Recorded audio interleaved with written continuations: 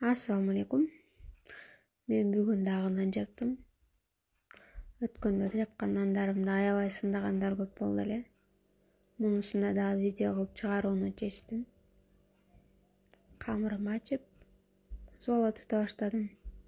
Кызым болсо мага жардамчы. Адаттагыдай эле нандарды жасап, табакка. Элдер болсо суроо салып, дагы деле эмнеге табакка жасайсың? Жанагындай доска алып алсаң тегерек депчи. Мага ушул удобный көрүп турганыңыздар аркасы бийик болот дагы. Нан билбейм жакшына жасалат. Тандарды арчып алдым дагы. Андан кийин нандарды жабыштырып чыктым. Нандарым сонун болуп пышты, буйруса.